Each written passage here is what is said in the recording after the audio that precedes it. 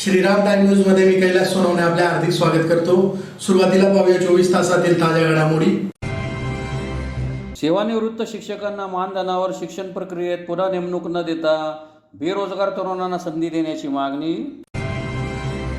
राजश्री शाहू महाराज यांच्या 151व्या जयंती उत्सवानिमित्त शहरातून काढण्यात आली दुचाकी रॅली। देवबाने फाट्याजवळ इंदोरकडे जाणाऱ्या एका खासगी प्रवासी बसला अचानक लागली आग। आणि आणीबाणी काळात कारावास भोगलेल्या शिंदखेडा शहरातील संघर्ष यात्रींचा शिंदखेडा शहर भाजपच्या वतीने करण्यात आला सन्मान। आता बातमीपत्र विस्ताराने। सेवानिवृत्त शिक्षकांना मानधनावर शिक्षण प्रक्रियेत पुन्हा नेमणूक न देता बेरोजगार तरुणांना संधी द्यावी या मागणीसाठी संभाजी ब्रिगेड धुळेतर्फे जिल्हाधिकारी कार्यालयासमोर निदर्शने करून निवेदन देण्यात आले। सेवानिवृत्त शिक्षकांना मानधनावर शिक्षण प्रक्रियेत पुन्हा नेमणूक न देता बेरोजगार तरुणांना संधी द्यावी या मागणीसाठी संभाजी ब्रिगेड धुळेतर्फे जिल्हाधिकारी कार्यालयासमोर निदर्शने करून निवेदन देण्यात आले आहे। निवेदनात म्हटले आहे की आज स्थानिक परिसरात म्हटले तरी डीएड बीएड पदवीधर व पदवीधारक सुशिक्षित बेरोजगार युवक युवती यांची संख्या प्रचंड मोठी आहे। असे असताना या उमेदवारांना टाळून पेन्शनधारक शिक्षकांची नेमणूक देण्याचा प्रयत्न सुरू झाला। जिल्हा परिषद नगरपालिका आणि महापालिकेच्या शाळांमध्ये सेवानिवृत्त शिक्षकांची भरती करून ग्रामीण भागातील सुशिक्षितांची पिढी एक प्रकारे बेरोजगार ठेवण्याचा प्रयत्न होतो आहे असे म्हणण्यास वाव आहे। केवळ नोकरी नाही म्हणून अनेक तरुण बेरोजगार आत्महत्या करत आहेत। शासनाच्या किंवा खासगी प्राथमिक माध्यमिक किंवा अनुदानित विद्यालयात सेवानिवृत्त शिक्षकांची मानधनावर नेमणूक होत नाही, मग हा तुझा भाव नेमका कशासाठी? केवळ ग्रामीण भागातील सरकारी शाळांमध्येच नेमणूक करण्याचा आदेश का देण्यात येतो याचा सवाल पत्रकातून करण्यात आला आहे। भविष्यात सेवानिवृत्त शिक्षकांच्या अशा प्रकारे नियुक्ती होणार नाहीत असा कायदा करावा। सेवानिवृत्त शिक्षकांची नोकरी करण्याची इच्छा असेल तर त्यांना शासनाने जात जनगणना मतदान प्रक्रिया व शाळाबाह्य कामे सोपवून नोकरीवर ठेवावे। यामुळे विद्यमान शिक्षकांवरही अतिरिक्त कामाचा बोजा पडणार नाही व ग्रामीण स्तरावरच्या विद्यार्थ्यांना उत्तमोत्तम आणि दर्जेदार शिक्षण मिळेल। तरी संभाजी ब्रिगेडच्या या निवेदनाची दखल घेऊन निवृत्त शिक्षकांना परत शिक्षक पदावर न घेता सुशिक्षित युवकांना नोकरीची संधी उपलब्ध करून द्यावी अशी मागणी करण्यात आली आहे। यावेळी संभाजी ब्रिगेडचे प्रदेशाध्यक्ष मनोज आखरे, महासचिव सौरभ खेडेकर, जिल्हाध्यक्ष हेमंत बडक, डॉक्टर अमोल बोरसे, वाल्मिक पाटील, जिल्हा उपाध्यक्ष नंदू आयरराव, दिनकर जाधव, वाहतूक आघाडी जिल्हाध्यक्ष मनोज रुईकर, कामगार आघाडी जिल्हाध्यक्ष सुनील पाटील, जिल्हा संघटक सतीश पाटील, उदय पवार, धुळे महानगर अध्यक्ष भूषण बागुल, कार्याध्यक्ष अशोक जाधव, महानगर संघटक जितेंद्र पाटील, नितीन जाधव, कैलास देसले, डॉक्टर नागेश पाटील यांच्यासह पदाधिकारी व कार्यकर्ते उपस्थित होते। सेवानिवृत्त शिक्षक यांना मानधन तत्वावरती शिक्षण प्रक्रियेमध्ये नेमणूक करण्याची प्रक्रिया राज्य शासनातर्फे चालू करण्यात आली। एकूणच या राज्यामध्ये बेरोजगार युवकांची संख्या इतकी मोठी असताना सेवानिवृत्त शिक्षकांना पुन्हा मानधन तत्वावरती रोजगार देण्याचं काय कारण आहे?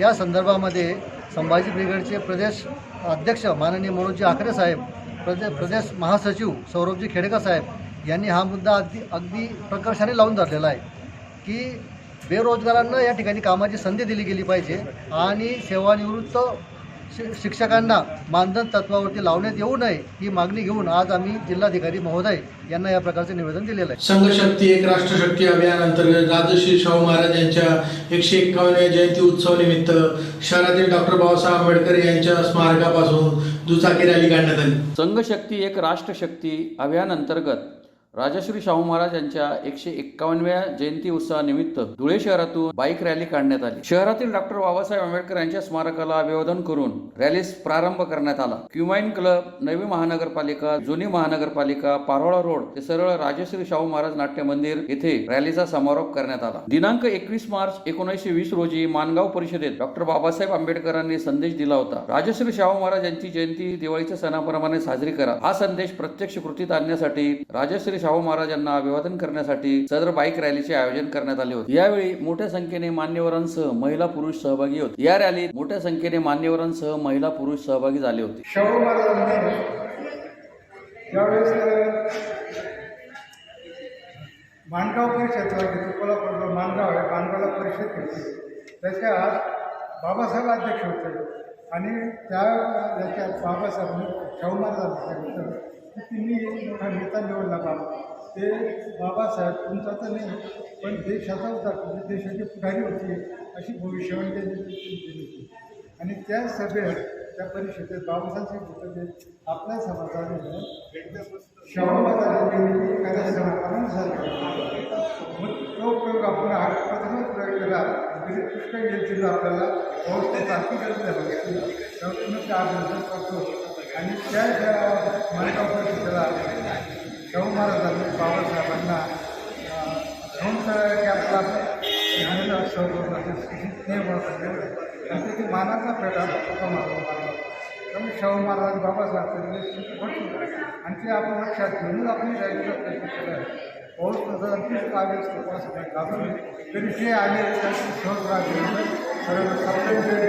शाहू महाराज मुंबई आग्रा महामार्गावर देवबाने फाट्याजवळ इंदोरकडे जाणाऱ्या एका खासगी प्रवासी बसला अचानक आग लागल्याची घटना गुरुवारी सकाळी घडली. सुदैवाने यात कोणतीही जीवितहानी झाली नाही. मुंबई आग्रा महामार्गावर देवबाने फाट्याजवळ धावत्या खासगी प्रवासी बसला अचानक आग लागल्याची घटना गुरुवारी सकाळी घडली.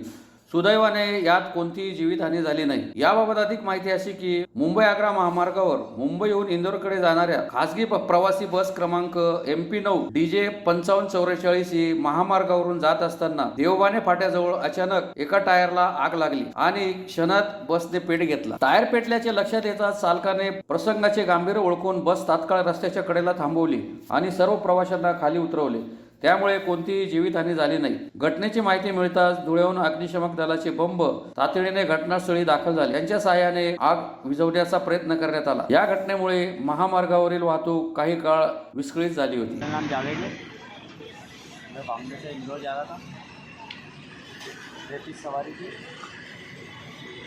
कौन सी गाड़ी थी? बस की स्लीपर बस. क्या नाम था? Company number? MP09 DJ 5574. Okay. कितने बजे हुआ? सुबह 6-7 बजे हुआ. किसी को कुछ हुआ? एकदम से पीछे से पूरा धुआं उठा. तो हमने गाड़ी साइड में लगाया, चेक करा तो पीछे से धुआं उठ के आग लग रहा था. तो हमने वो आग बुझाने का आता है उससे आग बुझाया. पानी लेने गए, 2-4-5 बाल्टी दूर से लेके आए, लाके उसको लगाया. तो वो लाने ले जाने उसकी सवारी पैसेंजर थे तो उनको उतारने में लग गए. सबको बाहर निकाला पैसेंजर. उनका थोड़ा बहुत उनका पार्सल जो उनको बैग वगैरह है वो जल गए. बाकी उसको कुछ भी कोई नुकसान नहीं हुआ है. फायर ब्रिगेड वाले को किससे फायर फोन? ब्रिगेड वाले को फ़ोन लगाया यहाँ से. गाँव वालों ने? हाँ, फिर वहाँ से लगाया. फिर वो फायर ब्रिगेड आई, आग बुझाई.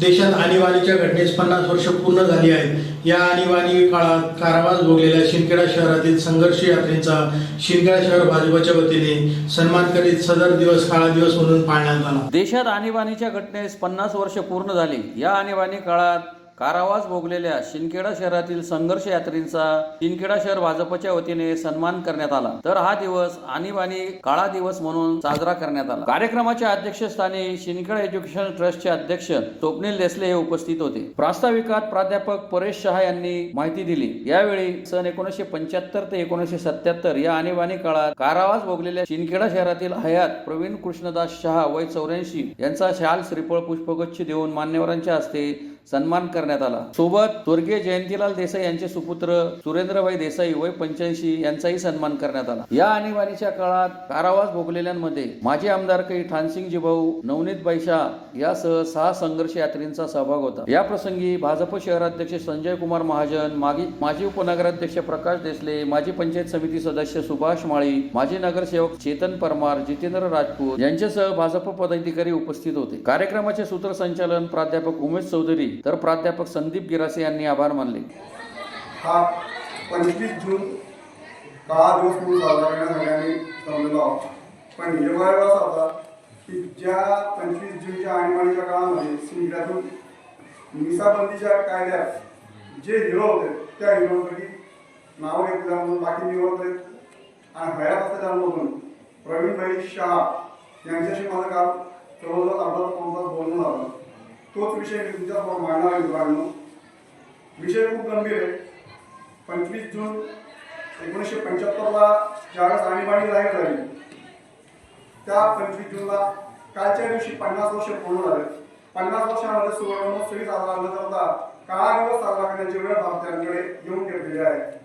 याच्यावर थोडंसं विचारात घेतलं तर भारतात कधी कधी आणीबाणी लागू झाली तर भारतात याच्यापूर्वी 2 वेळेस आणीबाणी लागू झाली होती आणि 1925 जून 1975ला तिसऱ्यांदा झाली. पहिल्यांदा आणीबाणी झाली त्यावेळेस पाकिस्तानने भारतावर हल्ला केला होता. जे भारत पाकिस्तानचं युद्ध ठरलं 1962 साली. त्यावेळेस अंतर्गत सुरक्षेचा प्रश्न निर्माण झाला. त्यानंतर तब्बल 9 वर्षानंतर चीनने भारतावर आक्रमण केलं 1971 साली. त्यावेळेस आणीबाणी लागू झाली. आणीबाणी लागू करण्याची बरीचशी कारणं आमचे संमित्र उमेश चौधरी सर आणि प्राध्यापक शास्त्रांनी तुमच्या विस्तृत केली. परक्या राष्ट्रांनी जर आक्रमण केलं तर आणीबाणी लागू करता येते, पण 25 जुलै 1975 ला आणीबाणी लागू झाली याची कारणं बरीचशी वेगळी होती. कोणत्याही परक्या राष्ट्राने आपल्याला आक्रमण केलेलं नव्हतं आणि आक्रमण न करता आणीबाणी लागू झाली. तत्कालीन पंतप्रधान ज्यांना INDD म्हटलं गेलं, आपल्या संपूर्ण भारताच्या पंतप्रधान लिस्टमध्ये 1 नंबरला पंतप्रधान जे होते त्या INDD तत्कालीन पंतप्रधान इंदिरा गांधी यांनी त्यांच्या तुमच्या भाषेत सांगायचं झालं तर इगोपाई भारतावरती ही आणीबाणी लागू केली आणि यामध्ये मोठ्या प्रमाणामध्ये प्रसार माध्यमांवरती बंदी घातली.